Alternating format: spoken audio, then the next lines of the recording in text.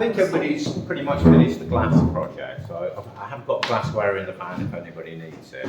But looking around, you all look like you've got other plans, so that suits me. So these were those are kind of the demos I did on glass and impressions. The watercolour one, a couple of weeks on that, and that was how the acrylic one. That's as far as I got with the acrylic one I was working on last week. So any of you remember the starting bit for that last week. So this is actually the last week of September, so it's been a 5-week month. I thought I'd just make a start on the autumn project, which is one of the themes we could have for October. So it's a choice for October. It can be lino printing, which I will start next week. I'll really focus on lino printing with this group for as long as people are interested, or for whoever are interested. So that's what my demos will be next week.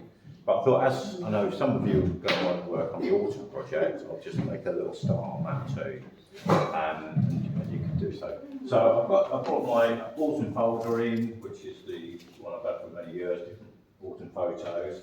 Also added a few over the last couple of days, took a couple of pictures at the weekend and yesterday.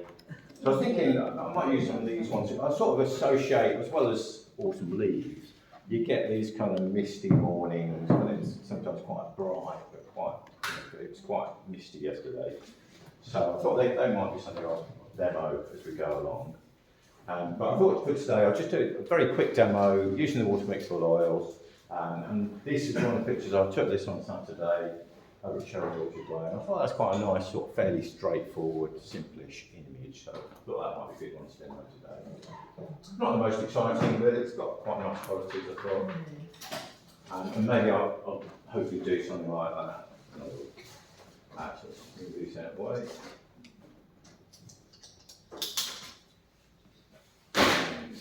What I've done is very roughly sketched out on a bit of board, a bit of card.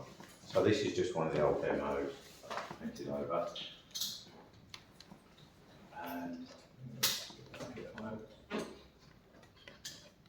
And it's really the way I very much go about landscape painting, if I can do, which is working background to foreground, background sort of mid-ground and foreground, and working the darker tones in first usually, and then working in each area, working the darker bits, the lighter bits.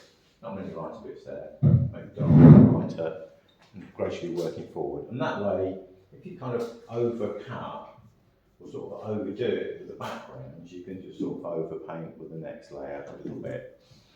The other thing is the materials ordered from Sea White came in, so if anybody did ask for things, I can have a look through them. I haven't really opened the box up yet, but there will be stuff there. I'll have a look at it in a minute.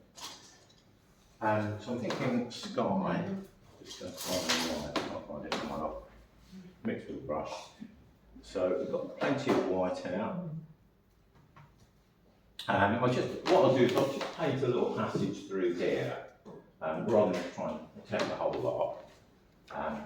So sky colour, usually a mix of titanium white, ultramarine, and I've got a little bit of cerulean blue there as well.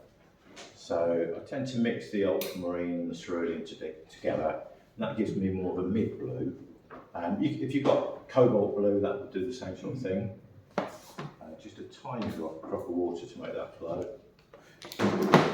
Work that in there. I'm drawing just using a pastel pencil, but thin paint would be absolutely fine too. It's just working a little bit more ultramarine. Sometimes you find the sky will be a little bit bluer the higher up you go, so make that a tiny bit stronger there.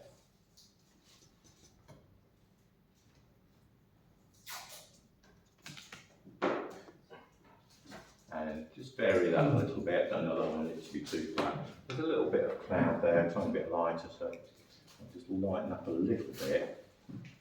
And just get a tiny bit of that in. Work that in.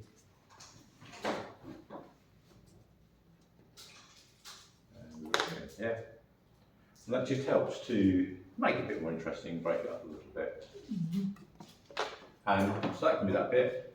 Working forwards, we'll just pick up a different brush. Use this one. I think I'd want to get some of these darker shadows in first.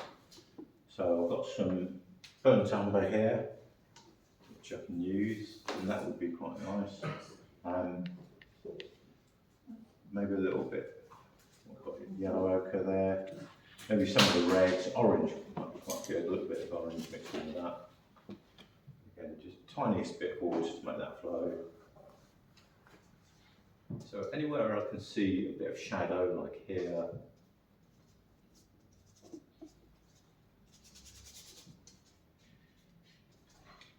and then in here, and go there. I'll bring that right down to there. Just only, and I'm kind of spreading this out quite thinly. Sometimes with the darker colours, it works quite nicely if you make those a bit thinner, and then the brighter, more opaque colours can go a little bit lighter. But I quite like sometimes seeing the brush marks and just seeing a little bit of the colour of the ball underneath glowing through. Otherwise it can all look very flat. So that can be that, and then I'm thinking going lighter here. So I've got some of the orange and some of the colour that was on my brush. So that's a little bit lighter. So it's kind of progressively going lighter. Don't go too bright too soon. There are some areas that are a little bit greeny here, so maybe I'll have to make that a bit greener. So again, whatever's on the brush is fine. I can just mix other colour in with that. I don't have a green out, so I'll mix one with the blues and the yellows. So just a little bit of tinge of green here. It's also important to use kind of plenty of paint and a reasonable sized brush. Don't go too tiny. I quite like to soften these marks into each other a little bit. So can do that. That a little bit because I'm going to go a bit lighter still now. Just take some of the paint up there and dry it. I tend to dry the brushes so that the paint doesn't get too thin and too weak. And then these very golden colours, really just, I think, maybe just try a little bit of yellow and a tiny bit of the orange.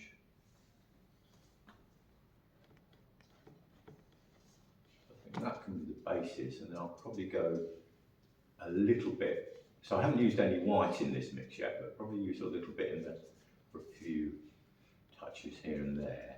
Against the sky, it's actually still fair contrast. I'll just go back to the slightly stronger, darker mix there. And again, even with a big brush like this, I can make some little tiny marks that kind of suggest the leaves. It doesn't have to be the tiny little brushes all the time.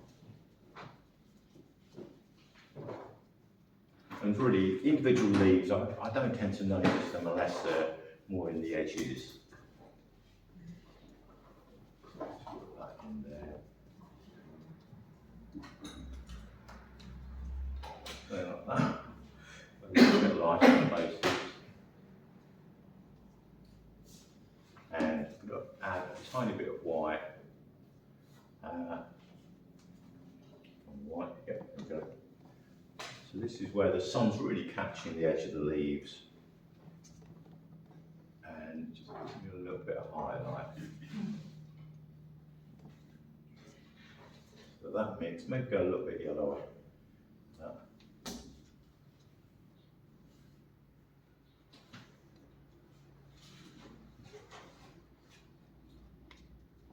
Just trying to sort of see that. So I'm kind of looking for waves and shapes that run through, rather than worrying too much about dotting individual leaves.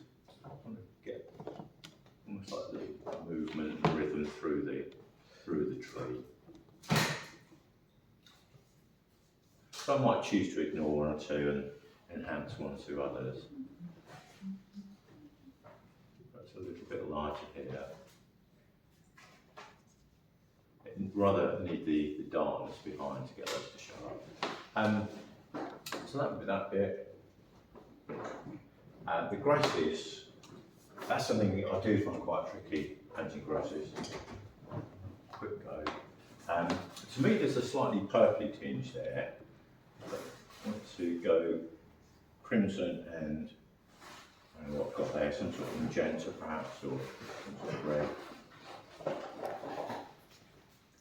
Add a little bit of brown and some white.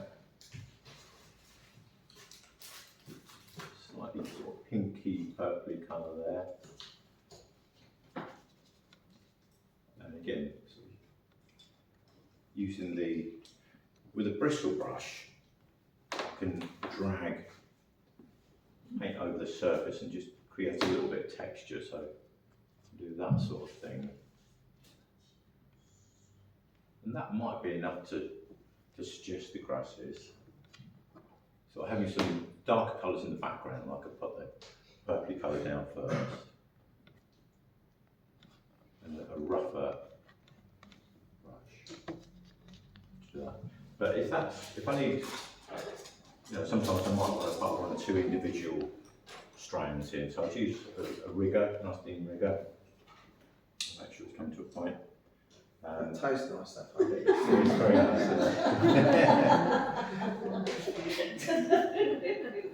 You probably want it a little bit thinner paint because it kind of needs to flow. This is the tricky bit. It gets into sort of nice thin bits. Another method is you might want to use like the edge of a credit card or palette knife, which I don't know. I've got one handy. Oh, there's a palette knife. Try that. That might work. That's almost sort of creative view. That works quite nicely. It can be a little bit too mechanical looking, but that gives you a nice sharp mark. Another thing is to sort of scratch through the surface into the colours below. So it could be any or all of those. Just one of one bit seems to work. I think just try and be sympathetic to the feel of the place, really. Does that help? Get started. Yeah. So we'll say next week will be lino printing. Brought me lino printing books in. If anyone wants a bit of inspiration and fancies doing that. And those people that ask me for lino, I have ordered lino in when I've got lino. So I've got a list of names. And they're probably not being all over if people want to choose it too. Okay.